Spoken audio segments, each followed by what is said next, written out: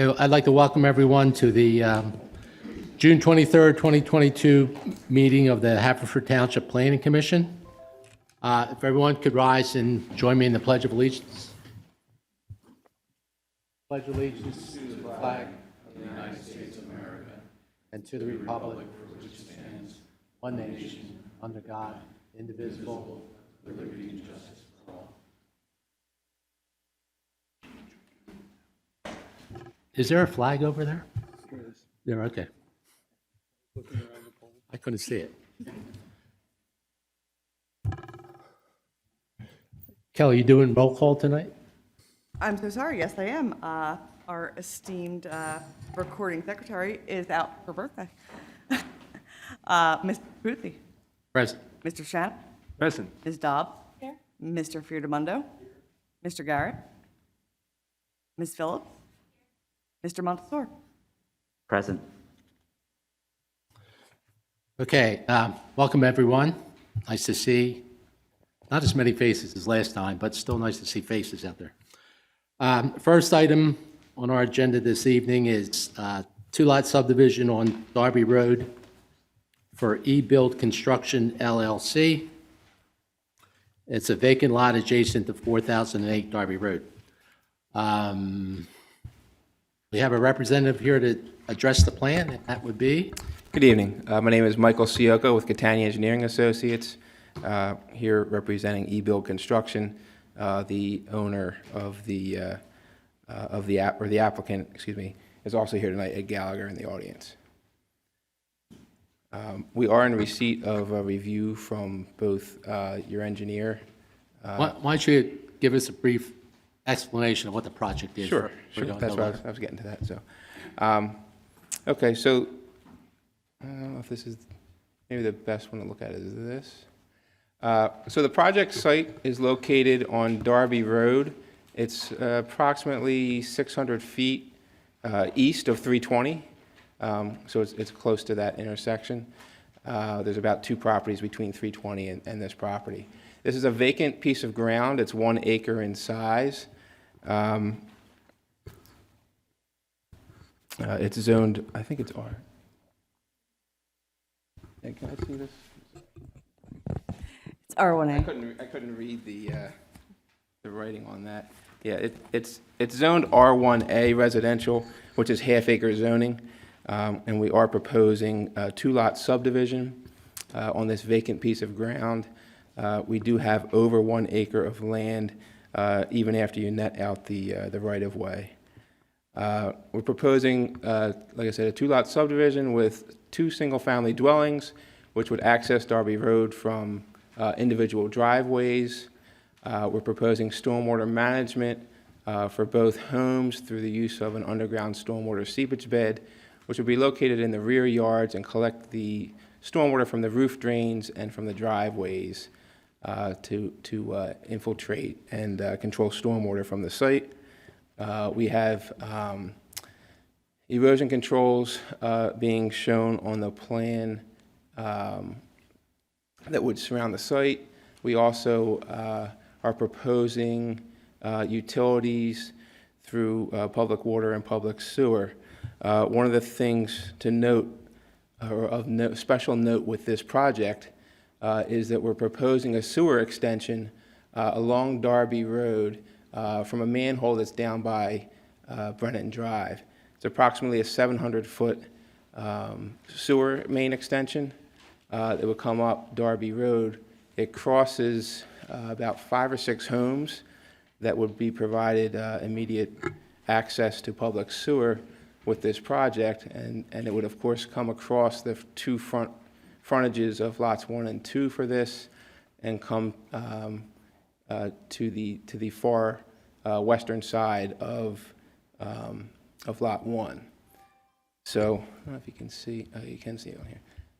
So you can see we're showing the main extension running along the southern boundary of Darby Road, and then it ends right at the common property line, so that even this property owner over to the west would be afforded access to it. And like I said, there's 5 or 6 homes also along Darby Road that would be crossing in front of.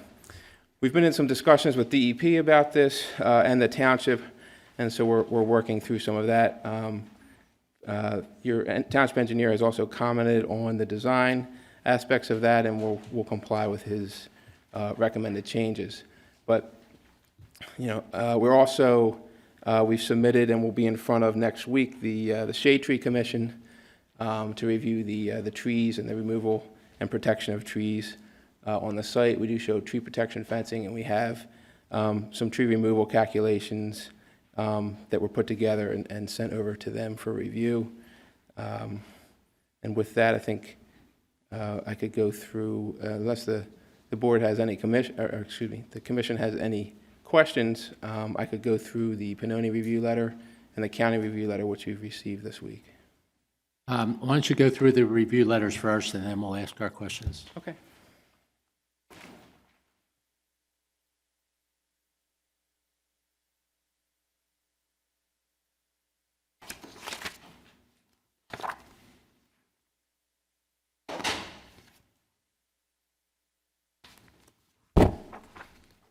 So we have the Pannoni review letter dated June 21st, 2022. And I can go through try and go through his comments quickly. We are requesting some waivers that I think you see a lot on some of these. So a waiver regarding the two-step review process. We're asking for consideration of this as a preliminary/final plan. We're also requesting a waiver to allow the 21-foot cartway of Darby Road in lieu of the 27-foot total width requirement. Also a waiver to allow for no sidewalks on Darby Road along the frontage of these two properties.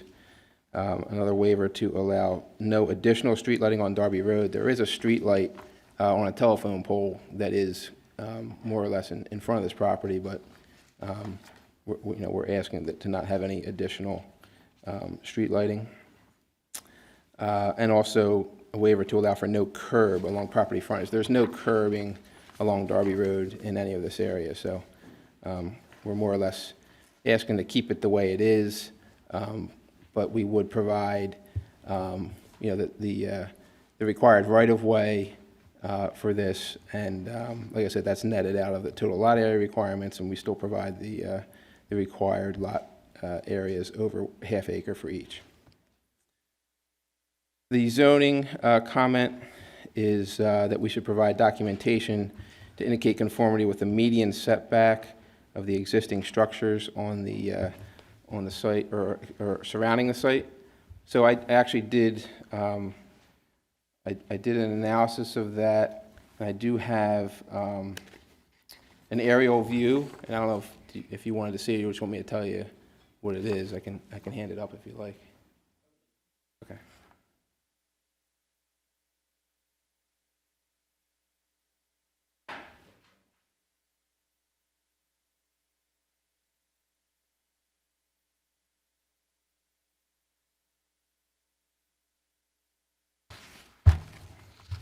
So, in this case here, we did find that these houses are set, the existing houses are set further back after we did the analysis. They are set a little further back off of Darby Road.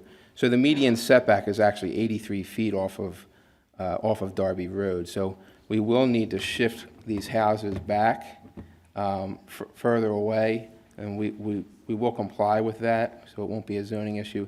There's nothing prohibiting us from moving everything back back into the site. There's no steep slopes or anything that are restrictive. It's a fairly uniform slope coming across, so the design will stay mostly the same, but we would shift the two houses back further. You would increase some of the driveway length on that, and it would really be the only real difference. We're fairly well under on impervious coverage for this site.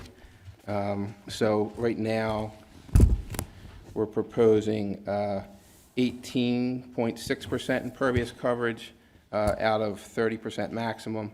Moving the houses back with the extended driveways would only add about 2% to that, so it would be around 20% impervious coverage, where 30% maximum is is allowed. So we will add those notes in this median calculation chart onto the plan set as requested by Mr. Faulkner, your township engineer. Item number 2, an existing conditions plan should be provided. So it's a vacant lot right now. We can certainly add a sheet that just shows, just the contours on it, with just the trees on it, and add that as a sheet to the plan set. But we did not show one to begin because there's no structures being demolished. It's a completely vacant lot right now. But we can certainly add that sheet, if that's helps to clarify what's going on there. Number 3, an approved DEP planning module or sewage exemption is required. In addition, a water quality management permit may be required for the proposed low-pressure sewer system. So we are proposing this sewer main extension as a low-pressure sewer system. So that may require, like Mr. Faulkner indicates, a Part 2 permit. It's just an additional permit from DEP when you're dealing with force main extensions.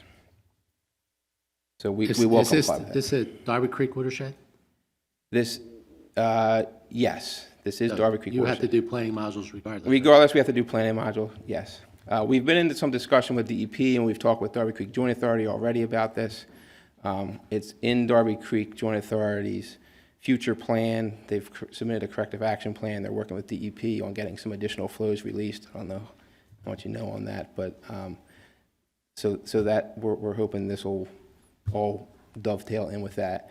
We've talked with DEP because DEP has some concerns, I understand, with getting some more people sewered along Darby Road, and this would help in that effect. So I think it sounds like DEP will be working well with us. The township seems interested, but we're still working through with the township on all the details on what exactly and how exactly they want that.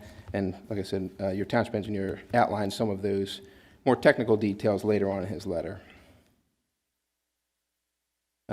Item 4, shade trees are required to be installed at a minimum of 6 feet from the inside edge of the sidewalk or right-of-way line. So to the extent that I thought we were 6 feet off, but to the extent we're not, if we're 5 or whatever, we'll pull those street trees back off the right-of-way and make sure they're 6 feet. We'll dimension it on the plan so there's no confusion. Item 5 is... Could you explain what you just said, please? I'm sorry? Could you just either repeat or So explain what you just we will said? comply. We will make sure that these trees are 6 feet off the right-of-way line as requested. I thought I already had it at that, but it's probably not dimensioned on the plan, so I'll put a dimension on there to make sure there's no, it's very clear to any contractor or anyone that looks at the plan that these have to be a minimum of 6 feet off the right-of-way line. Item number 5 is the Shade Tree Commission should review all proposed landscaping and tree replacement. So we are submitted with the Shade Tree Commission for review next week. Item 6 is a monument should be provided at the northeast corner of Lot 2 on the right-of-way line. We will comply with that. Item 7 is horizontal site distance should be indicated for each proposed driveway. I was out to the site and verified, I believe we have adequate site distance. We will have to go in front of PennDOT to get a HOP permit, so they'll verify it as well, that we have adequate site distance. For that, we will add it to the plan as requested. You can skip 8 through 11. Okay. I do have one question. Have you done infiltration testing yet? Not yet, but we will. So you're going to end up revising the location of those beds. Right, so the houses will shift back, the beds will shift back, and then we'll do our testing. So I'll figure that out within the next week or so and schedule that with Mr. Gallagher, and we'll be out running that. We run that test with Mr. Gallagher and verify the stormwater calculation assumptions. Yeah, unless someone on the planning commission wants to learn about low-pressure force mains, I think we can skip 12. Okay. Okay with everyone? That's,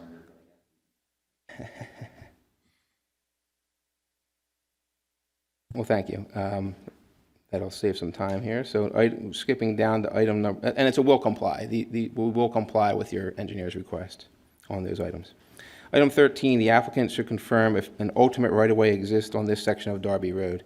We did confirm with PennDOT that that they have it as a 50-foot wide right-of-way. That's it, and that's what we're showing as a 50-foot wide right-of-way. All the way down to Brennan?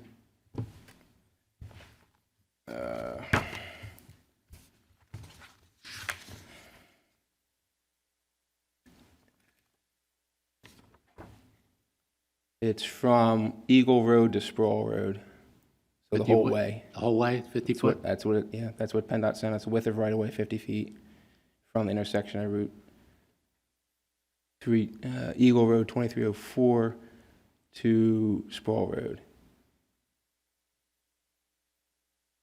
So we got, it's one of those PennDOT request forms, they sent that to us today, so luckily I had it for the meeting today. So we can provide that to your engineer, again, just to verify, but that was what was on the deed as well, is that it lists a 50-foot right-of-way. It matches with the PennDOT, the PennDOT records as well. Number 14 says it may be prudent to provide a radius for each proposed driveway. We will add a 5-foot radius on each driveway. Number 15, this is more of a drafting item, but the extent of the 230 contour line, and it's off the site, but right in this area here, there's like a gap where our survey, it just didn't connect the two lines. So you'll see a line that's kind of a half moon shape that connects the 230 contour right in this area here. Item 16 is that they mentioned we have concerns about the proposed grading between lots 1 and 2 with difficulty in constructing.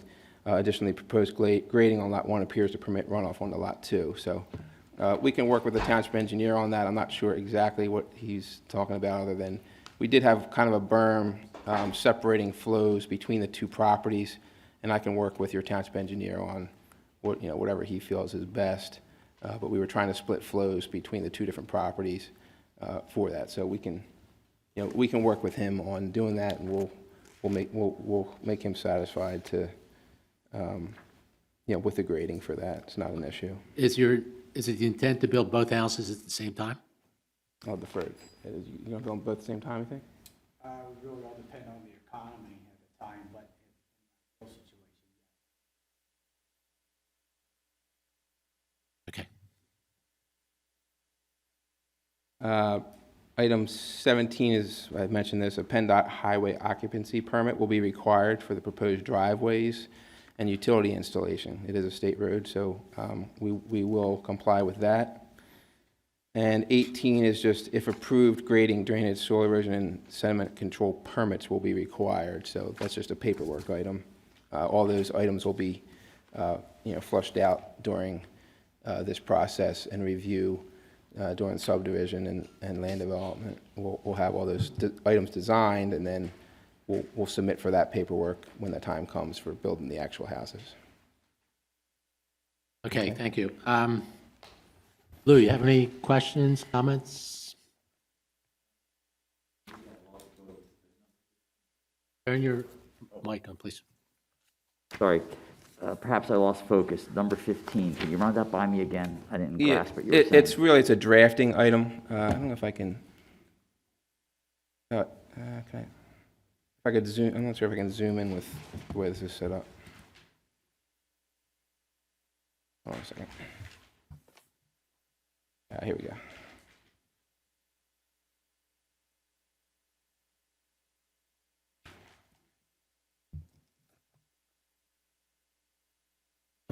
So there's, I can point to it on the screen if you want to look up here, or, there's kind of a half moon shape. There's this dashed line here should connect with this dashed line here.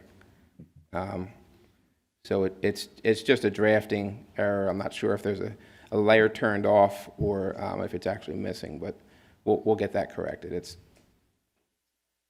an argument I'll have with my draftsman tomorrow. Fine. It just didn't show up. Well, I don't want to jump ahead of anyone else's questions, but sort of in the big picture, it seems to me there's quite a bit of work to be done, and we're being asked to have this be a one-step process rather than two, and I'm trying to understand the rationale behind that. It's only, well, the rationale was it's only a two-lot subdivision, so it's fairly minor in nature. So, you know, that was the initial thinking, and you know, typically minor subdivisions don't go through a lengthy review process. We certainly, like I said, will comply with all of the township engineers' requests on here. But that, you know, like I said, the initial thinking was it's only going from one lot to two lots, so that was the thinking. This was brought up actually with another recent subdivision. Because it's only two lots, I believe that the trigger is 3 and/or public improvements, might be 4. In our saldo, they're automatically exempt from the two-step review process. They're permitted to have the streamlined, simplified process because it's only 2 lots and because there are, well, that said, there are public improvements. So, go either way with that.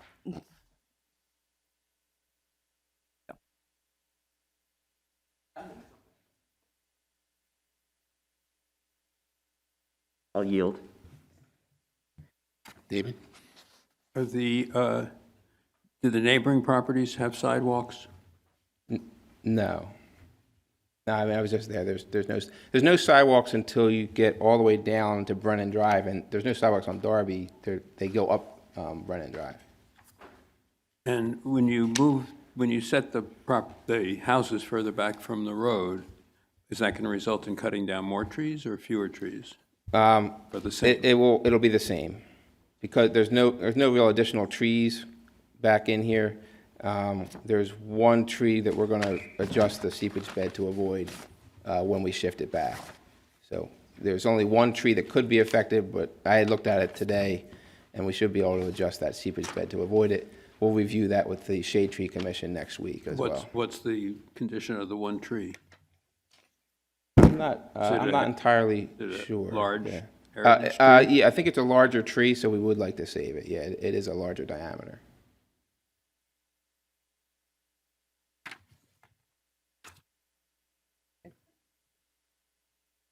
Maggie? Yeah, I wanted to ask about the sewer extension. So Yes. the other properties that you're passing in front of, are they existing on-lot septic systems? I believe all but one are. There's one, let me see if I can scroll down to the next page.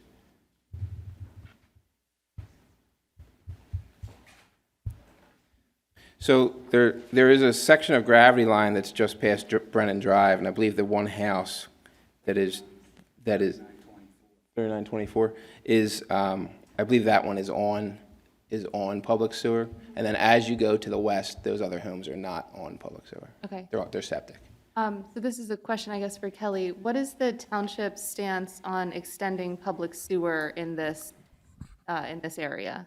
Obviously, we want as many people on public sewer as possible. The Darby Creek line does have capacity concerns, which is why you see the sewer modules for even just a 2-lot subdivision where you wouldn't see that on the Cobbs Creek line.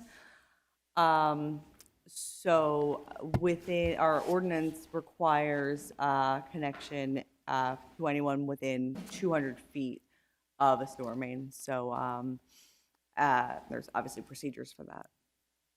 Okay, so that was my next question, was what is the capacity? So I'm assuming there is capacity, but there's questions about the capacity? Essentially, and I feel like that might be more of a Chuck question. So Maggie, yes, there is capacity. However, it's I don't know what the appropriate way to phrase this is. It's difficult to get because there are peak flow issues downstream as you go down. There's I&I issues and everything like that. So typically what Mike was saying with DCGA and some of the other municipal or the authorities that run those systems, they want to see some reduction in I&I before they add more units or add more homes and everything like that. That's the way it typically worked in the past and everything. Now, Mike's saying, I guess DCGA has some type of I&I program that they're looking to do in the future, so that might help out. But, you know, it's, you know, I don't know if you remember, but there was the one subdivision over on Ellis across from Marion Country Club, and that was a big issue then, because it was going to the same watershed. So, you know, one EDU might be okay. You know, if you get into 2 EDUs, maybe, you know, anything more than that is going to be, you know, a little bit of time before they're probably available. So is the intent then to have these 5 or 6 properties also connected to the public sewer, or just the 2 new homes?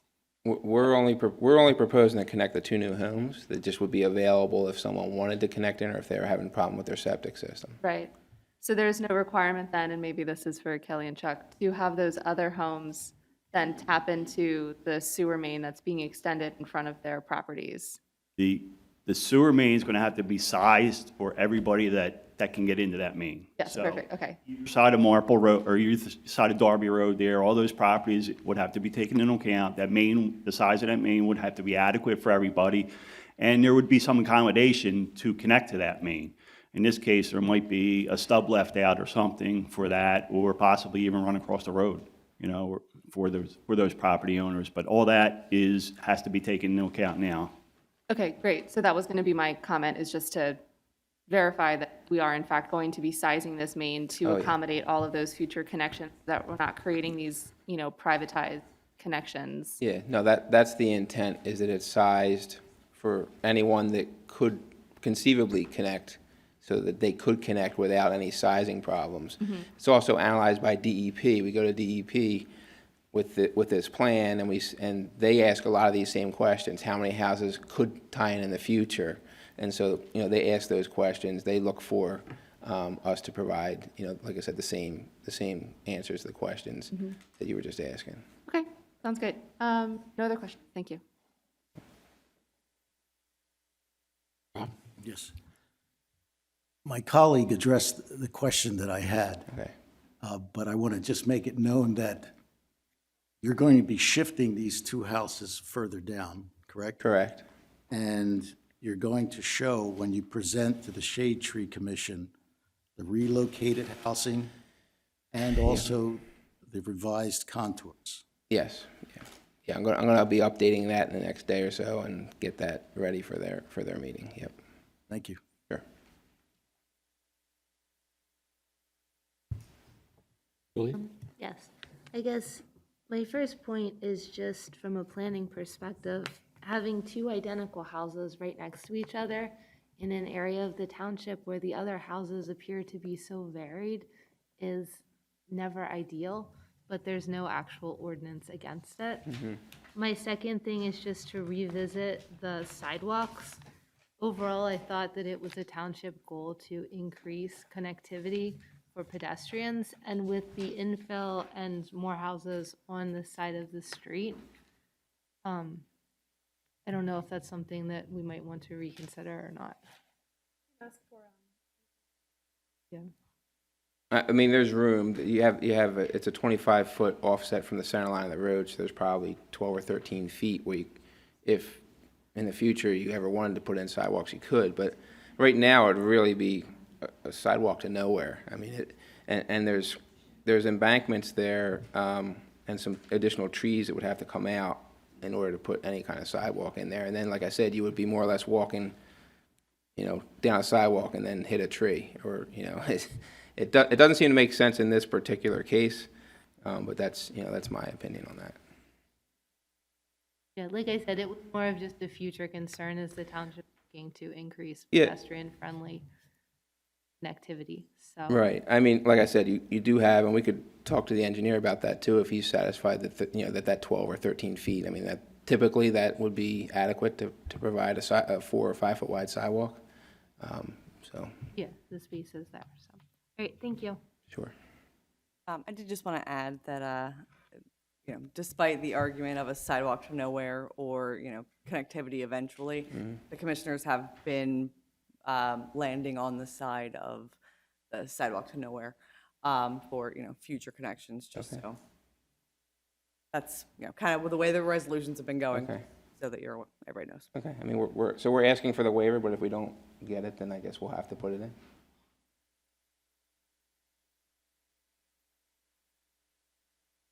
Yeah, a couple of questions. We're in the process of redoing our comp plan or doing our comp plan. And one of the items that we're considering is enhancement of bike lanes and things like that. Sidewalks in areas that don't necessarily have sidewalks where there would be appropriate. But I know traveling Darby Road, it's on more than one occasions I see people riding bikes on Darby Road. I mean, they're professional bike riders, I guess, because I would never ride on Darby Road. But our comp plan is kind of directing us in that manner to look at opportunities where we can add bike lanes where none exist. Okay? So I understand, sidewalks leading to nowhere, but bike lanes might be something that need to be considered. PennDOT has done a lot of work recently on what they call their road diets, where they've shrunken the travel lanes in order to give room for bicyclists. I don't know necessarily that we might want to give up on providing some type of additional pavement along this section of road as a starting point for future bike lanes. Chuck, is an aerial photograph sufficient to determine setbacks? Have to see how detailed it was. Excuse me? We're gonna have to see how detailed it is. And if, in that area with the trees and everything, and we're able to see it, but. And we could verify it if we need to, by field survey. When you say you could verify it, you verify it by survey? We could, I could go out with a tape measure and pull tape on it. Okay, all right. If that's what, if that's what the. Well, plan is like. I mean, the way I grew up, a 30-foot setback is a 30-foot setback. It's not 29 feet off of an aerial photograph or something like that. Okay. Okay. We could do that if. And looking at the aerial photograph that you gave us, it looks like there's a lot of trees like in the front part of the lot. Am I missing something? There are. But your plan doesn't show any of those trees. We updated the plan and sent it to the Shade Tree Commission with the trees located in shade. Okay, so the plans we're looking at aren't the most recent plans, Only with respect to the trees. only in respect to the tree. So Correct. how many trees are you taking down?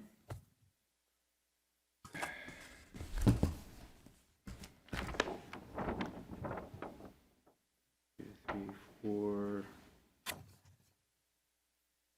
so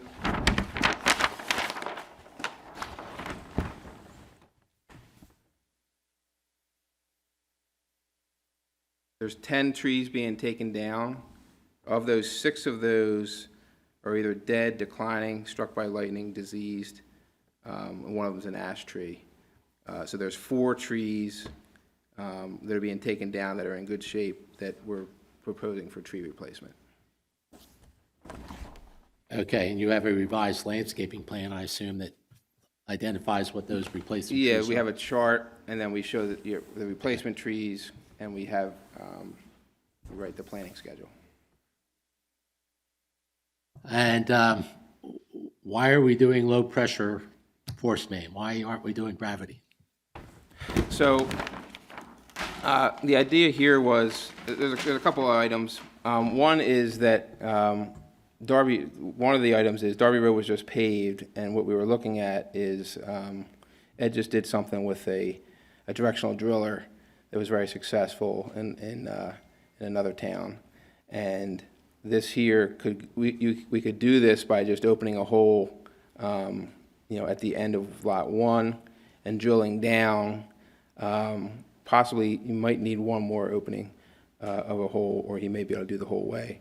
But then open another hole only at the manhole location. So you'd have minimal disturbance, really, of Darby Road for that. Also, all the homes, from my understanding, is all the homes along Darby Road have their septic systems in the rear yard, so they'd have to pump up to any kind of gravity system anyway.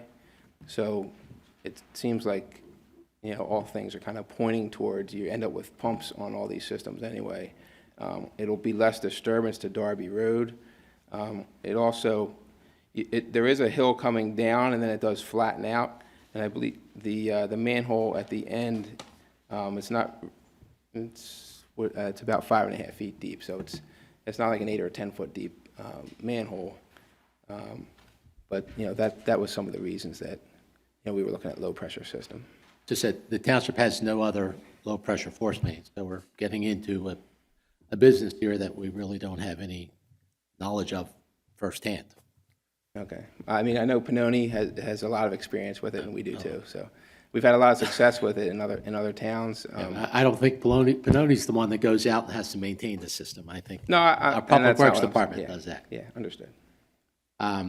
So what you're saying, at each of the proposed at each of the existing homes, there'll be some type of connection provided so that if that property owner wants to hook up, they'll have something they can tie to. Like a lateral stub. that Yeah, would be whatever, taken yeah. off, yeah. Okay. Yeah, I mean, that's some of the details that we're working on with the township, but yeah, I would anticipate that's what we'll have to end up doing. And how does the directional drilling deal with existing utility services to those houses? How do you know where they are, or not so much where they are, but how deep they are and things like that? Yeah, I mean, that's some of the stuff that they work on. I mean, that's what they have to do they do the one call, they see the markouts, and then they deal with the utility companies to see how deep they are. So, the directional drilling, luckily, you don't have, well, I'm sure you don't have to be at a set level of 3 feet or 3.5 feet the whole way. You can go down and come back up, and have some dips. But you have to avoid high points in between, otherwise you have to add additional valve. Or an air release valve, sure. Okay. And that's some of the things that Chuck Faulkner brought up in his review, that you may need an air release valve at some point if you're, come down and back up. All right, and would you consider flipping the house on Lot 1 so that the two driveways come out basically at the same point to minimize the extra potential conflict point?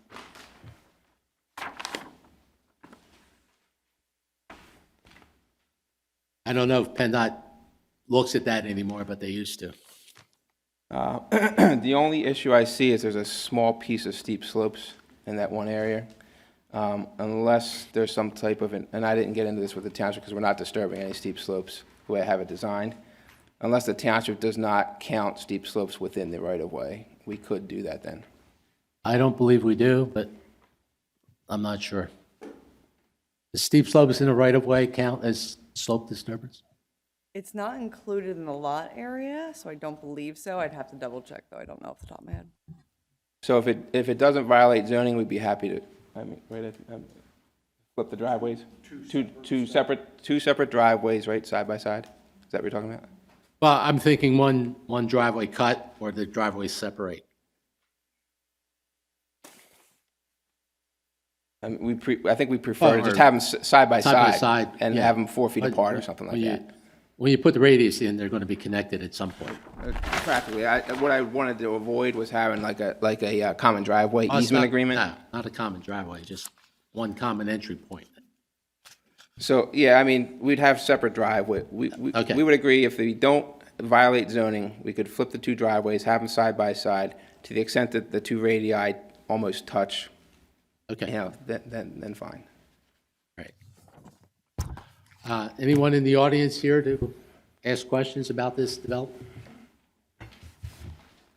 Yes, sir. We'll need your name and address. Yep. Hi, I'm Scott Hessen. I live in the adjacent property at 3940 Darby Road, Jason, east or west? east. East, thank you. It's that little strip, which is a 50-foot wide strip going the length of the original lot. Got it. And then our house is back south of that.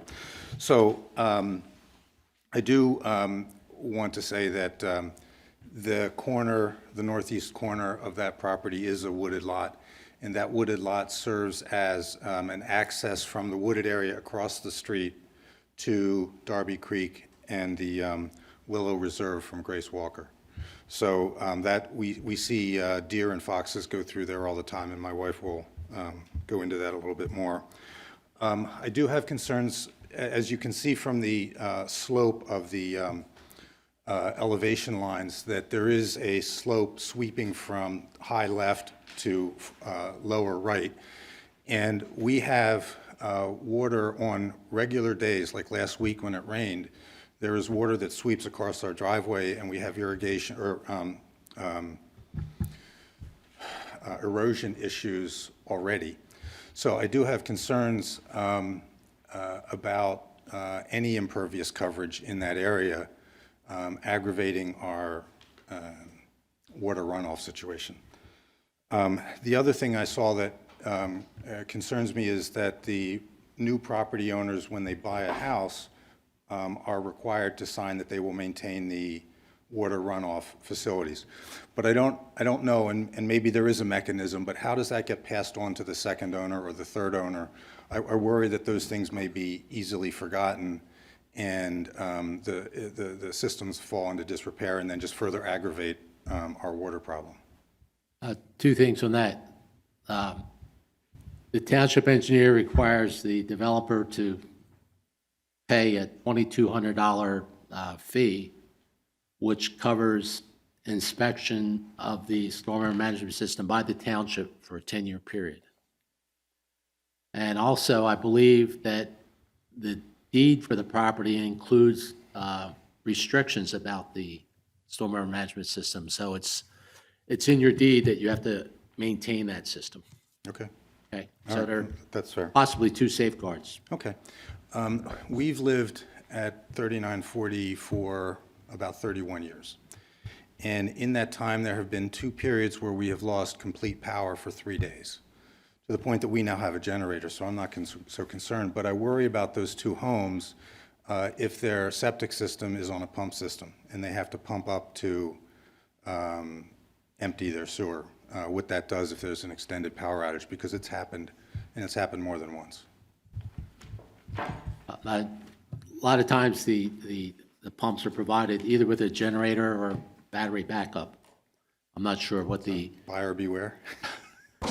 well, again, it's something new for the township, so it's not like I can say we have this over here. It just doesn't exist in the township, but exists in many other townships. It's a common practice in other townships to put this type of system where gravity doesn't work.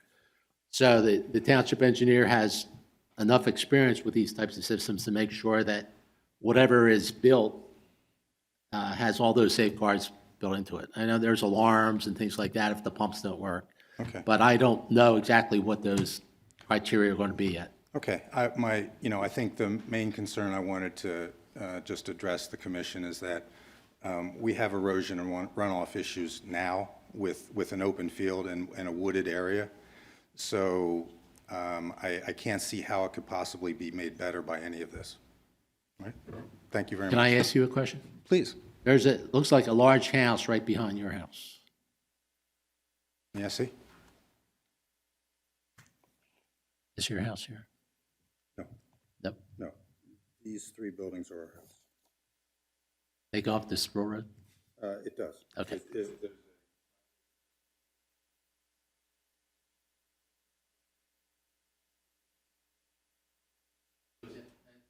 The house behind you goes out to Darby Road. No. This is our property right here, and it goes out to Darby Road through a flagpole line. Okay, my question is, this house has a driveway that goes to Darby Road? Correct. Right Okay, out here. all right. So that house isn't in part of your analysis, Mike? I'm sorry, That house isn't part of your analysis? I didn't realize that was, That's we'll add that That's going to put your houses even further back. in, possibly. So if I can, one of those buildings we applied for a variance for, and our official setback is 40 feet. Because even though our house proper is located about 400 feet setback, because of the flag lot shape, our setback is considered 40. Well, Our minimum setback was considered 40, and we are right there. The ordinance requires the setback to be measured to where the house is, Okay. not to where the illegal. All right, well, I don't mean to argue. They have to account for that, your house, in the analysis. Okay. And that they have to do. No problem, thank you. When you have a flag lot or, you know, one of those lots that aren't necessarily permitted now, the portion of the lot that is the flag or the access is not included necessarily in your lot area. And the setback begins at the portion of the lot that meets the minimum requirement. Okay, all right. That's why he's saying that he has a 40-foot setback, and doesn't include the, 380 or 300 and whatever feet to access the lot. Okay, so you need to get, Mike, you need to get clarification from the zoning officer what counts, what doesn't count, okay?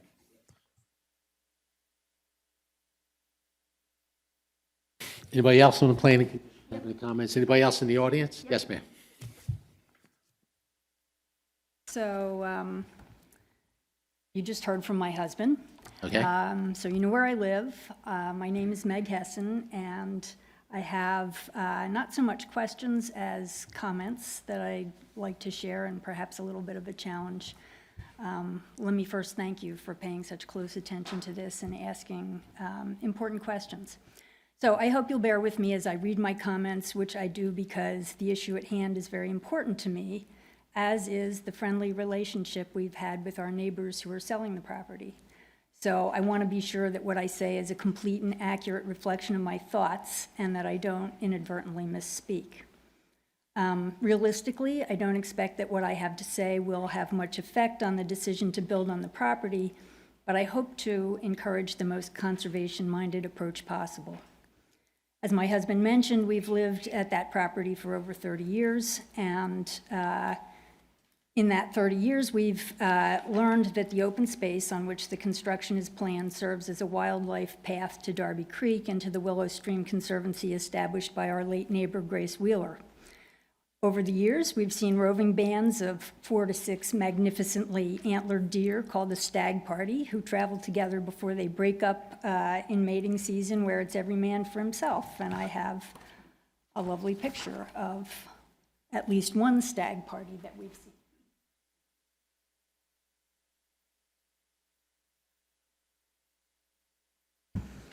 We've also seen doe with their fawns, including one pair of twins so little that they couldn't have been more than a few days old, who scampered up to look at me from across the fence between our properties, much to the consternation of their mother, who stamped her feet and called them back. We've also seen generations of foxes raise their family, feed them, teach them how to hunt. All this in Haverford Township. Here are foxes from a couple of years. This year's generation of 3 cubs a couple days ago in the same location. I am saddened to think that all of this will likely become a thing of the past with the planned construction and the loss of the undeveloped space and safe corridor. I hope that I'm wrong, and I hope that the planners and builders will do all in their power to prove me wrong by minimizing the impact on the environment and preserving as much as possible of the lovely natural beauty of this part of the township. Thank you. Thank you. Anyone else? Yes, ma'am.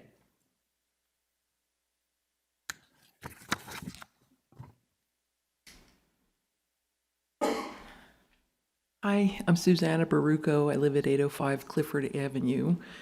I'm not adjacent to this property, but I'm moved by what was just said by the woman before me. I don't get deer or fox in my yard, because I live in a very much denser area. But I did have 2 sets of mourning dove babies on my deck, and I got to watch them. And it's just a reminder that it's important that while we're, talk about natural features, conservation and sustainability in the comp plan, it's about the natural world that is, alive and moving around the township as well as, the natural features. And I think we need to think about that if we really want to be environmentally conscious and sustainable. And I wanted to just share my agreement with what was said. It's a special thing when nature surrounds you like that, and we should be conscious of the environment and what we do to it. Thanks. Thank you. Anyone else? Going once? Angela, I had one quick thought that I forgot to ask about.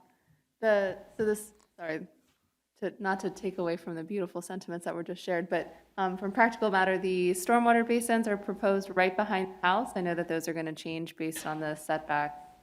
But I wonder if you can speak a little bit to the practicality of why they have to be right behind the house, only because if there is, and there'll be likely less rear yard space, but if there's going to be rear yard space, I'm just thinking about any potential future development that the homeowners would want to install in their properties, either to expand the deck or do something else, would have to then kind of have that space for the stormwater management, and then an isolation distance of some kind, and then future development kind of in the back. And looking at where the trees are and where that makes the most sense to locate the stormwater facilities. I mean, so the stormwater facilities generally want to go on the low side of the lot, so that would be the rear yard. We do show a deck or patio off the back of the house of a decent size. And then we show the seepage bed maybe 5 more feet off of that. I mean, we could provide a little more buffer off of that, just in case, like you said, if they want to do a little bigger deck or put one of those larger patios or sunroom or something like that onto the house, just to keep it a little further away.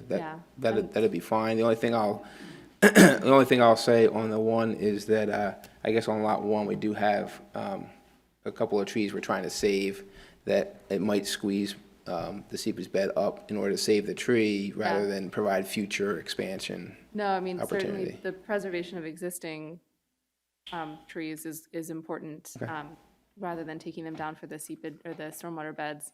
Are the decks going to be built as part of the home construction, or is that just accounted for as a future? We typically supply a deck or a patio. Okay.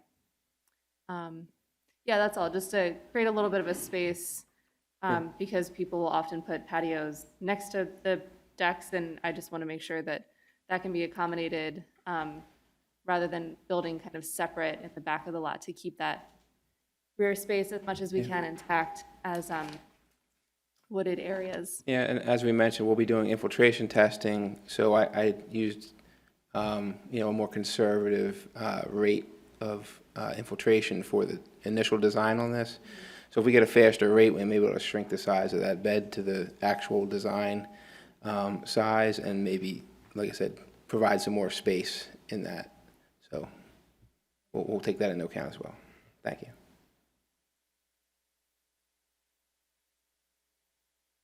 Okay, anybody else? Yes, sir. Hi, how you doing tonight? My name is Walt Fredrickson. My partner and I live at 4016 Darby Road, the first house on Darby Road right off of Sproul. We've been there for 26 years. So as my neighbors who have been at their home for 31 years, human nature is that you get very comfortable with things as they are. So we've always been happy that Henry and Marietta have maintained this acre lot. That being said, eBuild has a stellar reputation. They build beautiful homes. My only concern is one that was expressed earlier, is to have the two homes be what appears to be identical in an area that has fairly custom-looking homes. It changes the kind of dynamic of the area a little bit. I have no doubt that this family will build beautiful homes. My concern is that I would prefer them not to be two identical homes architecturally. The other thing that I would like to comment on this, we've been there 26 years. Henry and Marietta have been in their home for 50 years. And Darby Road is so narrow there that over the course of our living there, we've probably had about 6 significant accidents. The shoulder is probably 5 or 6 inches wide. So the practicality, I know you were talking about bike paths. That would significantly change the topography of Darby Road if we had to squeeze in a bike path. Because right now, there is literally no shoulder. And Henry Marietta's property has a stone wall at one of their exits of their circular driveway. That has been struck probably 6 to 8 times over the 26 years here. It's incredibly hazardous. So when you talk about sidewalks and you talk about bike paths, theoretically, those are wonderful concepts. But when you plug it into reality, Darby Road is, a beautiful road, but it's narrow and it's windy and it's prone to have accidents as it currently is structured right now.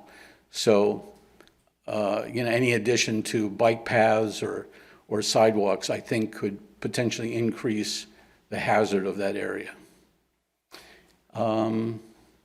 So we look forward to seeing what eBuild builds. Would love to see elevations at some point, but I'm sure that'll come shortly in the future. Thank you. Thank you. Nice chance. That's it. Anybody here? Okay. All right, here's the thing.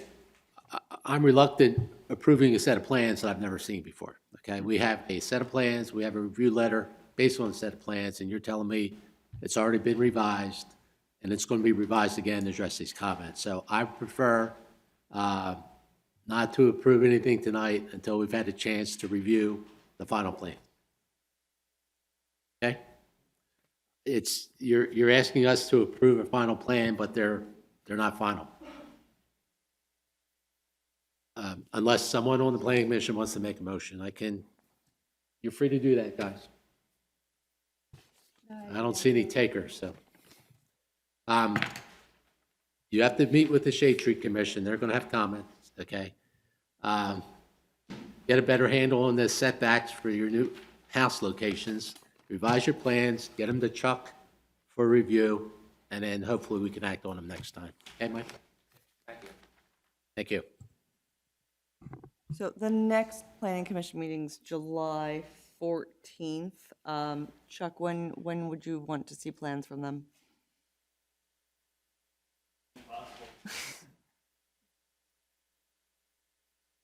I can call Chuck. Yeah, we'll work on that right away. Getting the plans you got. Does the planning commission only meet once in July? Once in July, once in August. So I believe that the following meeting would be August 11th. We're gonna try our best to get it. We'll have it in, just I want to make sure I get it in time for Chuck to review it. Okay. We hope to see you in July. I hope you understand where we're coming. I understand. Thank you very much. Thank you. Thank you.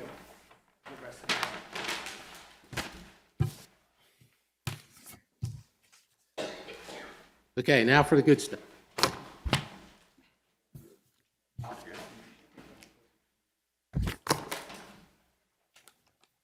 All right, so we're going to pick up where we left off 2 weeks ago with public comments on the draft comprehensive plan.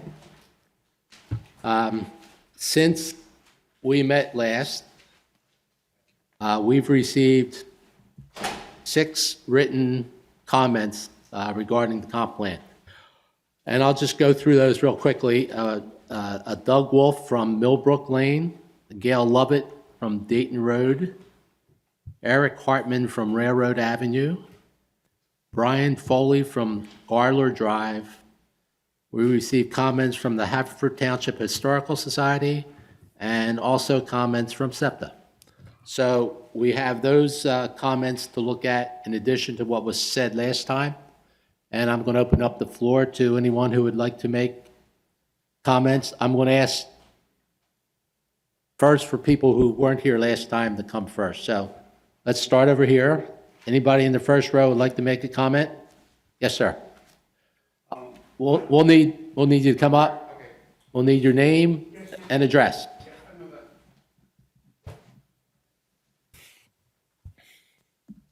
By the way, there are copies of the summary over there if you didn't get them last month. Good evening, I'm Tony Morinelli, Harford Hall on Mill Road.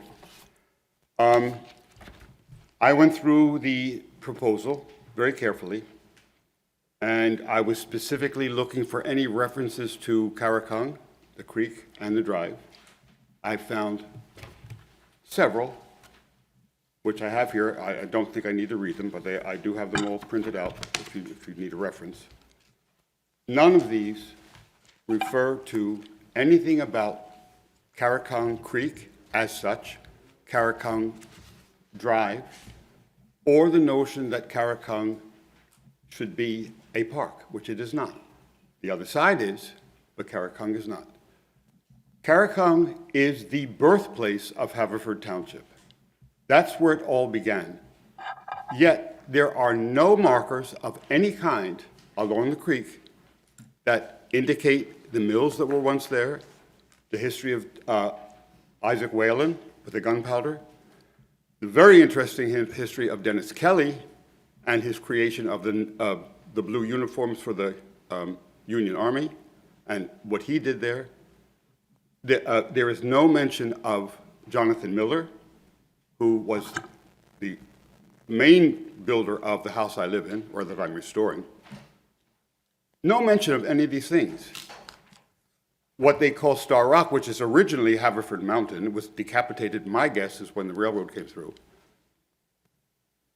Atop that mountain are several very rare species of plants that are found nowhere else. There is also a Philadelphia spider that lives up there, which is extremely rare. It's only found in this area. None of this is mentioned in the plan at all. Karakung has been neglected and neglected and neglected for years. Those are the short-term things that could be done immediately. In fact, when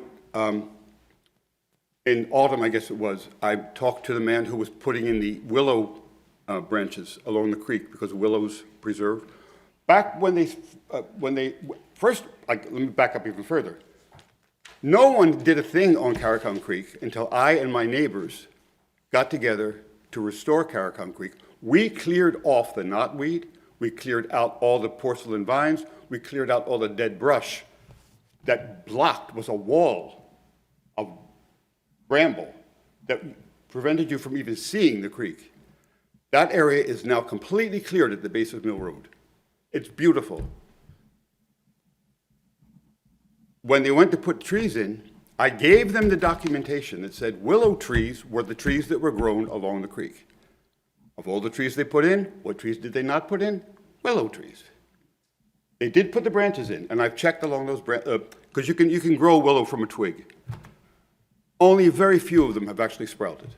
There's still no willow trees there. Okay, so that's the natural stuff. And that stuff could be done immediately. There's no reason why not. In fact, the man who was putting those willow branches in said the money that was given to put these trees in also allotted for signage. No one ever took advantage of that. The big thing is that no one, and it's self-evident, no one has ever taken a moment to preserve the last remaining vestige of those mills, the powder house. In fact, most people don't even know it's there because you can't see it. It too is completely covered in vines and weeds and bramble. Have you all seen it? Do you know what I'm talking about? Because I see some faces that look like they're rather confused. Why is that? Why is that not considered in this comprehensive plan? This is the thing that people should be seeing in Haverford Township. I mean, kids should know this. They don't. People who live here. In fact, I won't say who it is. I have a therapist who lives in Havertown right off Arlington Road, who did not even know there was a creek there, because you can't see it when you drive along Karakung. It's so infested with weeds. Why is that not in the comprehensive plan? Well, the comprehensive plan is not meant to, I don't know how to put this. Not meant The to what? comprehensive plan is a forward-looking document. Right. Okay? Which sets out ideas and blueprints for how the township wants to be developed, okay? The township has a historical society, and I would imagine that some of what you're saying has to be included in the history of Haverford Township somewhere in their record. Well, that has nothing to do with implementing that. What is there to implement, though? You can't force people to walk down Caracon Drive and say, here's all this All right, wonderful number stuff. one, what does it take to put in signage that gives that history? And that can be done tomorrow. That's right, that's what I Okay. said, that's an It easy doesn't- thing. It's not a matter for the comprehensive plan. But what can be done on the comprehensive plan is a complete view of the Caracon Drive ecologically, because it also needs to have a good walkway. You want walkways, you want bike trails, you need running trails as well. That Caracon is a very, very tricky place to run or to walk. It's closed on Sundays for that purpose. But during the rest of the week, people, I mean, I live there, I'm there constantly. People have no place to really walk safely. They certainly have no place to run safely. Tony, if I can interrupt. Yeah. That could be a component of the comprehensive plan Right. in the future, which can be compensated for. It's not going to happen now. Okay, well, wait a minute. One of you is saying it can be done now, the other one's saying it cannot, No, it's not I'm going to be saying done the now. time that it takes to do what you're Yes. suggesting Right, is not going to happen right now. that's right. But in the future, it can be compensated for. Okay, the overall ecological plan for Caracon Drive, yes, absolutely needs to be Yes. done in the future, no question. That's what the comprehensive plan is all about. Okay, but included in that plan for the future, that ecological plan, is the Powder House. The Powder House is now on That's a SEPTA property. component. Yes, Okay, you're it's right. on SEPTA property. I have contacted SEPTA. They don't care about it at all. They would love to get rid of it. It needs to be moved across the road to the other side where there is an open lot, exactly parallel to the Powder House. There's no reason that cannot be done and to be included in this plan. I agree. Okay, but it's not. And I attended the initial preparatory meetings where we all posted little stickers and so forth. Yes. A number of us put stickers exactly on that spot. Why did it not show up? Why did that not get included when this draft was made? Is this gonna, so my understanding is that there's a separate parks and open space plan that's being developed concurrently and slightly behind the schedule for the comprehensive plan. So what you're proposing sounds like it would be a more suitable inclusion in that parks and open space plan, and I see our consultant here nodding. So I believe that Let me say one thing. Again, it should be in the park. I've heard of this as well. But Caracon Drive is not a township park. No, no. well, across the way it is. regardless that, Okay, across the way is a township park. Excuse me, we're not getting into All right, a debate. all right. All right, I done. should have I'm just making my laid point. things out. We try and keep comments under 3 minutes or 3 minutes, Okay. okay? So we got your point, we understand. Right. And just to clarify, when you say Caracon Creek, you mean Cobb's Creek, correct? Oh, well, this is another thing. I grew up here, I played there. For us, it was always Caracon Creek. I didn't know it was Cobb's Creek until I was an adult. I Because grew up there Cobb's too. Creek was that place on 54th and Elmwood with the Fell's naphtha factory pushing bubbles into the creek. And even if you go to historically and look at the Swedish maps, it's called Korakon in the Swedish maps, not Cobb's. It wasn't called Cobb's Creek until later. Nonetheless, whatever it is, that's all. Thank you.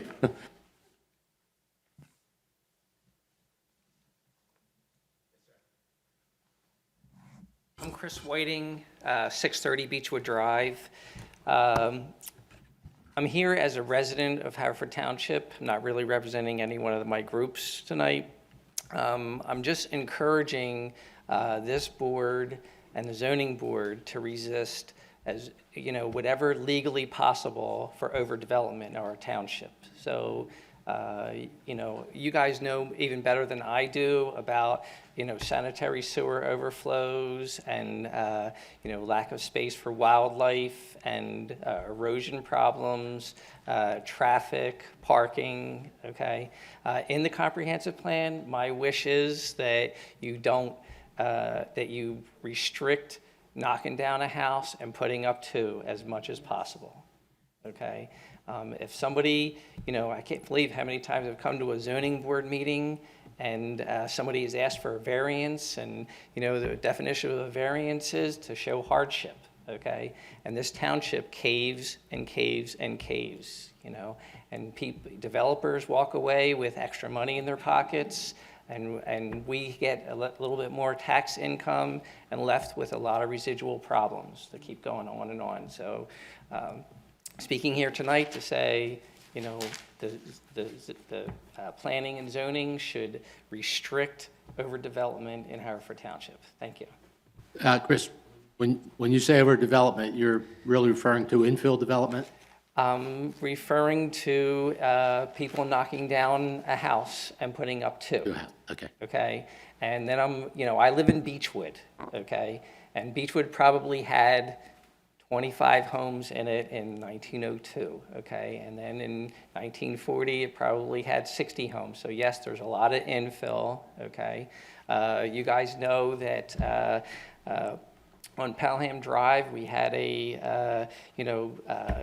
Mr. Thornton decided to subdivide a lot there, okay? And he threatened that he's going to knock down, a 1915, 1920 house, okay? After he already put a couple $100,000 in repairs in the house, okay?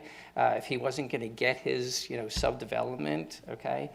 Kelly was at the meeting that I spoke up against that, and brought that point out, but zoning, seemed to pass that through. And when I had a conversation with Kelly about it, she said, well, we really didn't have a legal right to stop that, subdivision of that lot, take down 7 or 8 really huge trees at the entrance to a park, create a parking problem in a dead-end street, okay, and water coming off the driveway into the neighbors' properties now that they've dug gullies across their lawns so that the water would drain off. So, I'm just asking if Kelly doesn't have the tools to, resist this overdevelopment, then we should, give the Haverford Township government, what they need to restrict it.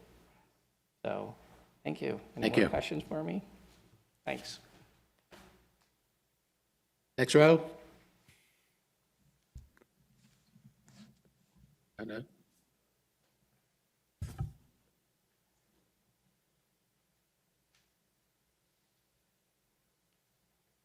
Good evening, ladies and gentlemen. My name is Dr. Gail Frowley-Semrad, and I'm here to represent the Haverford Township Civic Council. I am the president, and I have with me also our vice president who will be speaking, Ben Vaughn. One of the things is that we, as a council board, we did go through the present comprehensive plan that has been presented to us. And we divided it into things that we liked, things that we felt were really... Doctor, excuse me. Could you give us a little brief overview of what your council really, what it is?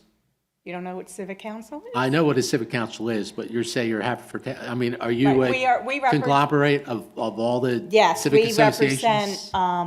We represent all the area civic associations that are members. We also represent different institutions and businesses that are members of our civic council. Okay, thank you. So basically, what I want to do is just talk a little bit about what we think is really great about the plan. I mean, everybody put a lot of hard work into it. We really do appreciate that. We understand that. One of the things that really kind of shone through is the fact that the survey, the citizen survey, is threaded throughout the plan. It is one of the things that it makes me feel like you guys listen to us. When it comes to when we take the time to fill out the survey, it actually is a positive thing. It's being heard. I know the survey numbers weren't that great. They were about 17%. We have, 60,000 residents, and it was about 3,500. When you look at households, it was actually a fairly good response, on average. And that's a household thing is a good thing, because one of the things we're curious about at the council is that where were those responses from? Because there's a lot of information put in and a lot of attention paid to the business district. So were a lot of the responses from those people, or were they from the other areas of Haverford Township? We also want to show our appreciation for the information talking about preserving the assets of the township, especially all the parks and, the idea of increasing walkability, increasing, bike lanes and sidewalks and all those things that make us a safe community. But, it's one of those things that, we're sure that needs a little bit more definitive clarification on some of the sections. One of the things that we did notice is that the last plan actually is broken up into neighborhoods. And it was really easy for someone from Brentford or someone from Coopertown or, someone from Oakmont to actually go in and say, ooh, what's going to happen? What do they want, for my neighborhood? At a 90-page plan, it's really a little confusing. You really have to go through it line by line. And, that can be a little daunting. And we do appreciate the fact that the attention is being paid to, developing the business section, the business district in Haverford Township, talking about a town center and all those different things, but a little concerned about the proposals for some of the types of development to do that. And I'm just going to turn my comments over to Ben, who's going to share with you some other comments and concerns that the Civic Council has. Well, good evening, everybody. My name is Ben Vaughn. I live in the township at 26 Decatur Road over in the Oakmont section. Vice President of the Civic Council. And we have tried to go through this comprehensive plan with as fine a tooth comb as we possibly can. We've tried to extract some of the themes from the plan. We've tried to extract some of the areas where there's going to be change, some areas where there is already a lot of progress, and where the survey certainly has reflected that good things have been happening in the township. That said, Gail drew the card for good cop tonight, and I have some questions that I wanted to walk through. They aren't necessarily criticisms. They're not necessarily even issues. They're certainly probably not problems. They are places where we maybe observe some tension between the generalities of the comprehensive plan as a general backdrop to other decisions that are going to be made in the township versus some areas where there is a clear desire for some improvement and beautification and change, particularly rooted in the survey that was done, and that is a major focus point of the plan. And in thinking of those two things in tension, one of the things we're left with is, does it go far enough?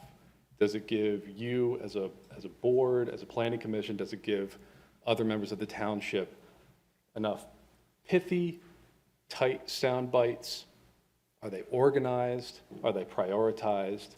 Are they easy to find? Are they easy to compare?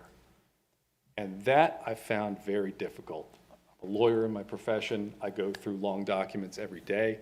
I found this one difficult to go through. It took me a couple stabs at it to really start to pull it apart. And one of the things that stands out just at a broad level for this comprehensive plan, and I've compared it to a couple others, is that it doesn't have a section that's in an outline format.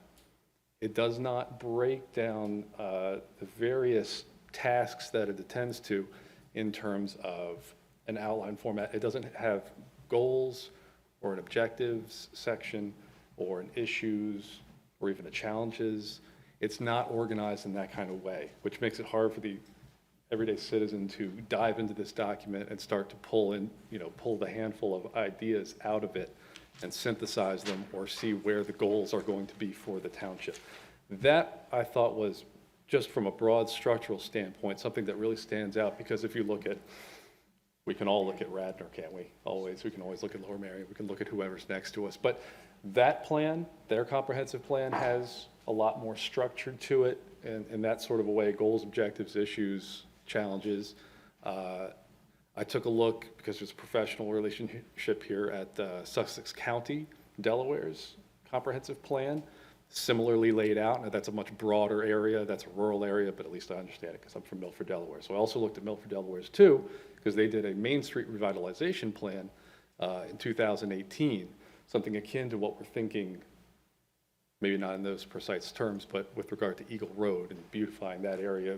There's a nascent idea there about some kind of a main street or a town center. There's an idea, but it's not quite drawn out in the plan. But I looked at that for comparison's sake too. And that also has a very detailed way of bringing out the points in the plan. And the good thing about doing it that way is that you know immediately what the goals are, because they're set as goals. And they're big, broad print, and they're right up at the top. And the other good thing about that is that it has numbered objectives that you can attend to, and you have to put something first, you have to put something second, and something third. When you look, I'll say as an example, in this comprehensive plan, when you go into the zoning section, That's a detailed discussion. I know there's a separate memo. I don't know if that memo that went into additional detail is publicly available. I didn't see on the website. Maybe it is, maybe there's something I'm missing here, so I'll leave that as a caveat. But that section in particular is a place where there's real change. And it touches on some of the major issues in our township in terms of, we have a commercial corridor, for example, along Eagle. We have a pretty abrupt change into residential on all the different sides. And then, of course, we have the Superfund site, former wood treatment plant zone with industrial right down in the middle of town, right next to the ball field and across from the elementary school. In that area, it's not ranked. It's issue or thought, and it's very narrative based, and it's hard to draw out what the themes are and compare and see what the priorities are. And one of the results of that is that in places it tends towards becoming vague, and it can even be a little bit contradictory. I'm going to give one example. I'm sorry if I'm going a little bit long here. There are two ideas espoused in the plan when we're talking about changing the residential zoning classifications, R2, 3, 4, or R3, 4, 5. Talk about, in the discussion of medium density residential zoning, the plan encourages continuing to require minimum tract sizes. Excuse me, what page are you on? Sorry? What page are you on? I'd like to give you an outline number, but I don't have it. It's all right. It's from our summer. Yeah, Oh, it's, I thought you were no, I'm not looking at the I thought you were plan. quoting from here. Okay. Where it says medium density residential zoning, I think it's underlined in the plan. I wish I could tell you what the page number is, and I apologize for that. But it says, the concept is, requirement minimum tract sizes to avoid redevelopment with townhouses into single-family home blocks. This is something that we're all concerned about. We don't want to lose 2 and 3 homes on a block, turn them into townhouses, have 2 houses go up where 1 previously was, that kind of an issue. We don't want to have that happen in the middle of blocks and change the character. But I think maybe a page or 2 later, the plan goes into where it discusses, and this is again an underline, just an underlined paragraph, lower housing costs, or excuse me, additional housing choices, that's the title. Again, I'm sorry, I don't have a page number with me, but it's nearby. The plan suggests reviewing existing development standards to lower housing costs. That's a nice idea. It's a laudable goal. Equity is a good thing. Access to our township is a good thing, but suggested as reducing housing construction costs and improvement costs. Those 2 things, to me, don't seem distinguishable in terms of the plan. One, we're making it easier to develop more and more cheaply on a plot of land, and another is we don't want that to happen. And the way that the plan is laid out, it's hard to hold those things in any kind of, to see the distance between those concepts. And maybe there's nuance, I'm sure there's nuance. I don't do what you do for a living. Maybe you guys see the difference. But in my shoes, I have a hard time seeing that. It almost seems contradictory to me. So those are the kinds of things that I hope that we look through this plan between it being a draft now and moving into its final form, and excise those moments where it could potentially be read in conflict and where we can't see the balance in the objectives. So that's a broad general statement. There are some other areas where I'm concerned that what the recommendation is so general as to not allow for a strong push towards change. I mean, ultimately, when we want to push back on some development that we don't like, we need again, I use that word pithy. It's got to be short to the point and something that we can point to and say, this was priority number 3, and you're pushing me towards priority number 5. And maybe that's enough to, push a debate forward, but it's something that our boards can hold on to because it's crisp and it's clean. We don't have to search around for it in the document. We know where it stands rank-wise. But my concern is, in one particular instance, for one of the goals of the comprehensive plan is eliminating some of the traffic, alleviating some of the traffic issues along the Eagle Road corridor. And one of the main ways to do that and improve walkability and pedestrian safety is to get rid of so many driveways. I don't see in this plan how we're going to do that. The word easements is thrown out somewhere. Again, I wish I could tell you exactly where it was, but it's not a fully developed thought. What thought does occur in a more crisp concept is redeveloped properties still having their own drive. And even if you move the building to the front of that property, again, I'm thinking specifically in terms of Eagle Road, so you have a drive, you have a building, and then you have parking in the rear, you still are only going to be able to access that parking based on the development that occurs. You're still going to need a drive for every lot that attempts to implement that plan. This plan does not bring together the lots that need to be developed together to make that uniform change along the corridor. So that is a major concern, how that's going to happen. Again, specificity. There's the concept of a town center. Where does it start? Where does it end? What are the boundaries? Should we be studying this? Should we set up a commission or a task force to say where the boundary should be? What is the next step? Let's dig into details a little bit. I'm going to jump through some of the remaining of these. I think I've gone a little long. I'd like to say a word just about the industrial zone at Eagle and Lawrence.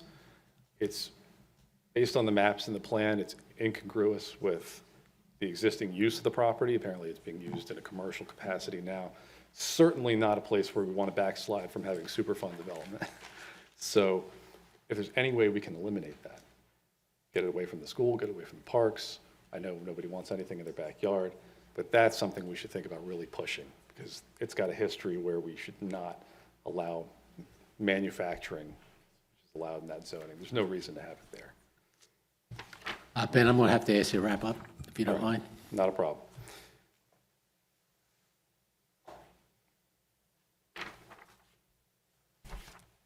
I'm going to skip a few things, but I did want to say that overall, we would hope that this plan goes a little bit further in terms of specificity for where we can make positive change along the lines that it's already proposing, but maybe a little bit conservative and tentative. So thank you very much for your time. Do you have something in writing you can share with us? We are, Submit it electronically. we're going to be submitting a letter, that's right. All right, great, thank you. Thank you.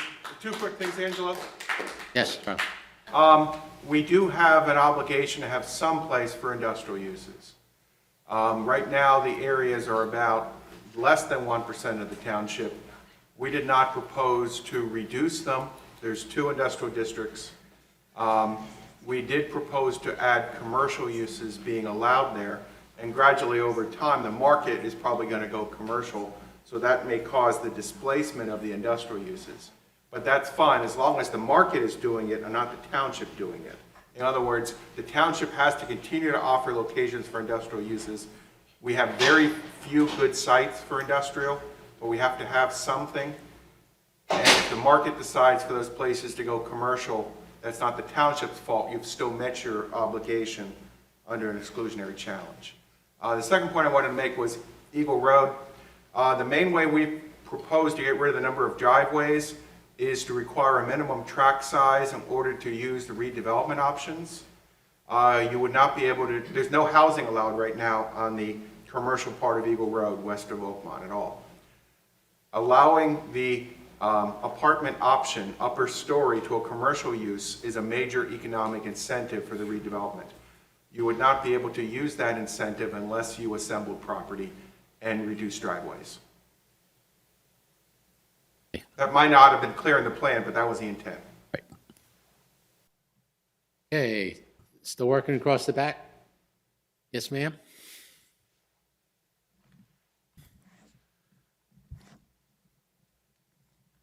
Good evening. My name is Rebecca Burnett. I live at 1804 Manor Road. I'm probably well known to you because of the subdivision at 1801 Manor Road. I have read through the plan, the proposed plan, for a lot of reasons, most of which have to do with the subdivision at 1801. And I just, when I got here tonight, I found it interesting that this house has been chosen to represent Haverford Township on this summary because this is my neighbor's house. One of the ones that we're fighting to preserve the character of our street. So I was kind of surprised, and that pretty much sums up everything I have to say. Is I saw the historical sections in this plan, and there's a lot on preserving actual historical buildings and things in the township, but I think historical character should also be an emphasis, because like our street, there's a lot of 1920s homes. Now, we're not on the registry, but it's a very, it's a street filled with historical character. All of the houses look just like this house, and we are currently in a fight to keep it that way. So I think that's something that's really important for the Township of Haverford to focus on as well, is not just those buildings that are historically significant, but maintaining that character throughout the township. In addition, we've been to the shade tree commissions, and they're proposing cutting down all of these beautiful trees, and I know it was mentioned at one point that it was mimicked after Lower Merion Township and all the trees that they have there, and I think that that needs to be a big focus of the forward progression for Haverford Township, is keeping those green spaces, not just in parks and around creeks, but within our communities and streets and towns too. Thank you. Thank you. Yes, sir.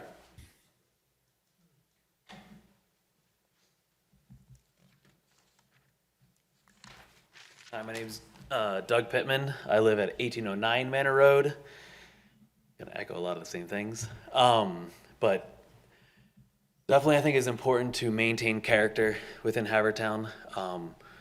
We moved to Havertown from Narberth, and we settled on Manor Road because we liked the character. So something that I noticed was in the comprehensive plan was the historic preservation plan. I hope we can, in this new plan coming up, and make it more residential as well with the historic plan. Because like it says historic preservation is critical to preserve the attractiveness and character of Haverford. Haverford's historic character attracts many home buyers.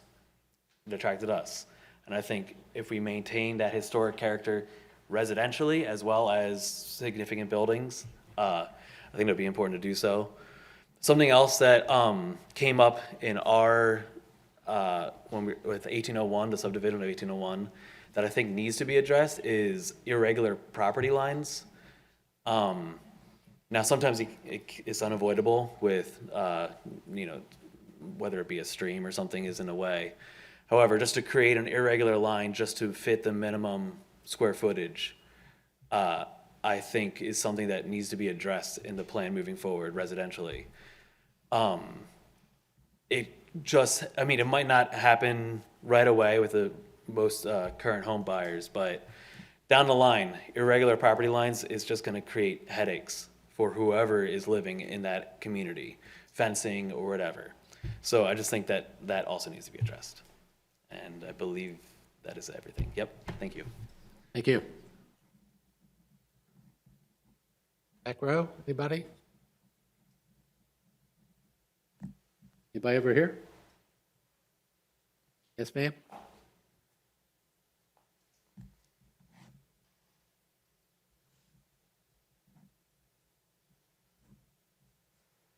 Susanna Baruco again. I don't know if you all know, but I'm the chair of the Haverford Township Historical Commission. And I've read the plan, and I just want to address my comments to the historic preservation section of the plan tonight, and say also that the commission will be meeting, the Historical Commission will be meeting on Monday, and we anticipate submitting something in writing to you as a group. I appreciate all the work that's been done on the plan, and I have to say that, of course, while my comments are probably more critical than accolades, I want to recognize that I thought that there were some good recommendations in the historic preservation part of the plan. Adding information on the website, the preservation briefs, the tech notes, et cetera. Certainly, the Historical Commission has made a lot of efforts to help educate the township residents and commissioners about the value of historic preservation, but we could certainly do more, and I thought that those recommendations were good, and we intend to act on them and have already started acting on them. I was a little disappointed, however, in, and I think my comments may follow up a little bit on some of the previous commenters. I think that the historic preservation portion of the plan lacks any aspirational goals. Historic preservation is critical to preserve the attractiveness of the township. It's not just about buildings, that are historically significant. The historic preservation ordinance can and should also address simply preserving the character of the township blocks that people have referenced tonight. I don't feel that the plan goes far enough explaining what our current ordinance is or what the intention is. It's strictly anti-demolition. It was not written as a typical preservation ordinance. I also think that it doesn't reflect well enough an understanding of the township's historic resources. A lot of the discussion around commercial historic areas, I think, is a little bit confusing because there are no front yards in our historic commercial areas. So any reference to front yards, there are no front yards in commercial areas on, for example, Eagle Road or Darby Road, where our historic commercial areas are. That's probably a minor comment. But I think also that it concerns me that the plan recommends that the township, and I quote, avoid the type of historic preservation regulations that would regulate routine changes to a building, such as use of new window, roofing, and other materials that, quote, do not change the appearance as viewed from a street or public sidewalk.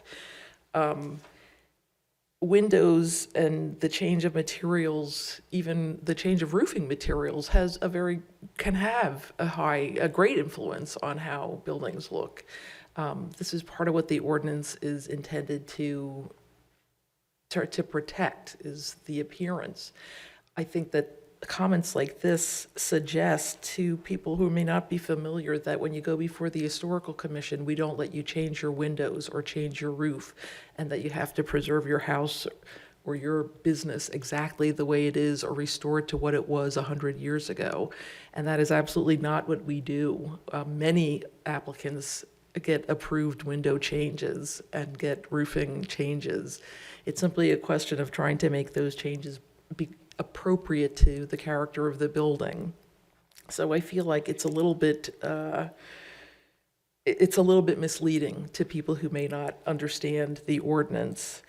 I also think it's confusing to mention that these changes, windows and roofing, in the context of the need to accommodate, again, quote, accommodate modern uses, fire safety requirements, and access for persons with disabilities. Windows, roofing, and changing of materials have nothing to do with any of those things, yet that's all in one paragraph. I could go on, but I think probably better to have this in a written statement. I think that our historic preservation ordinance, and I've spoken before the Board of Commissioners, our historic preservation ordinance can be a powerful tool for preserving the character of the township. And preservation is not about trying to, preserve things in amber. It's simply about managing change and trying to make changes that do preserve the character of the township, which people seem to want. And I feel like the plan should show some aspirational goals toward that, should look at our ordinance and say, should we be listing more properties? Should we be looking at how the ordinance that we have right now can be used to help fulfill some of the things that the community is asking for?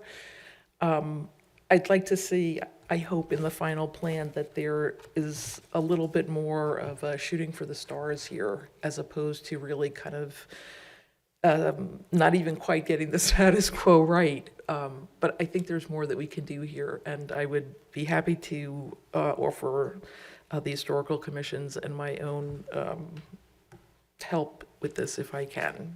So thank you very much. Kate, we do have a copy of your letter. Well, that's Historical That's the Society. Historical Society. Oh, I'm sorry. This is Your the commission. Historic I'm sorry. Preservation Commission. My fault. That's okay.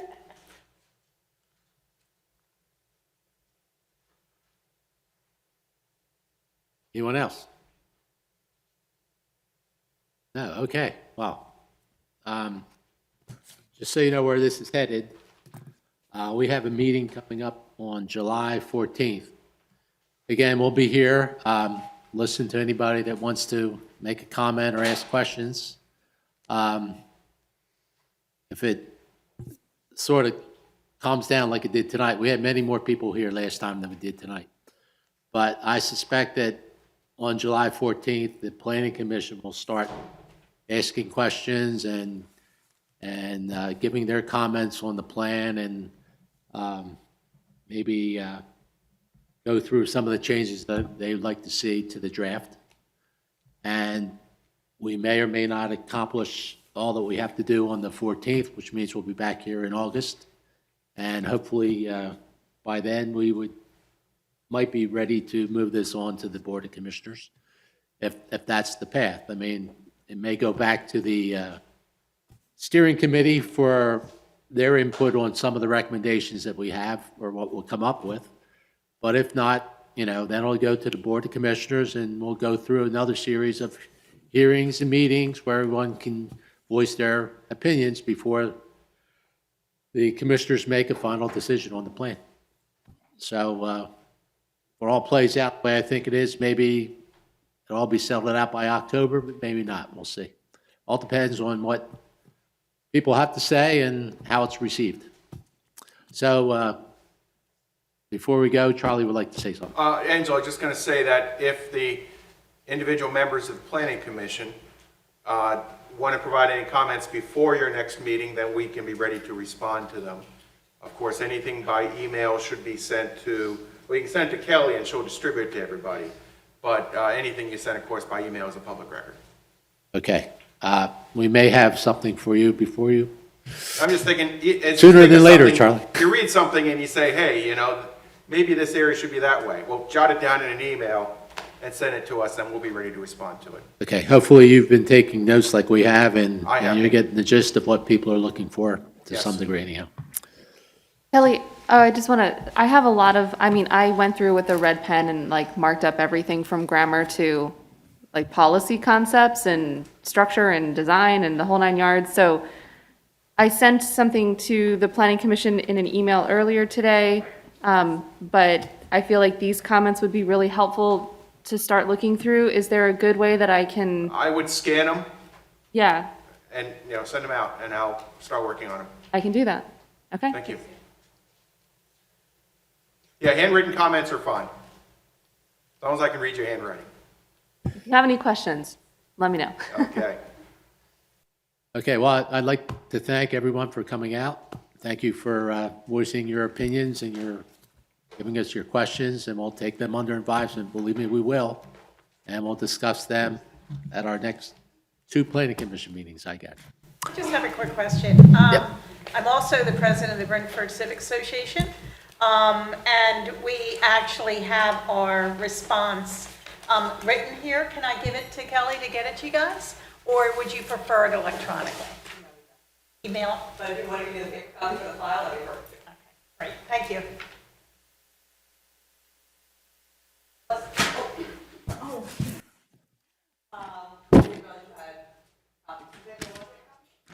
I'll take a copy if you got it. Who's Jake Swan? Jake Swan. Jake Swan is my vice president. Okay, he was here last night. Yes. Okay. I understand Brentford very well. Yes. They are on the board, too. Yeah, there's a lot of Brentford folks apparently around. If you have an extra. Oh. Otherwise, email's fine.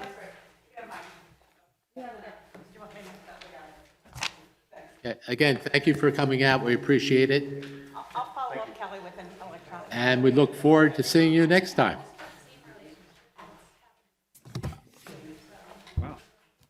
Okay, we're going to table any action on the minutes from our last meeting.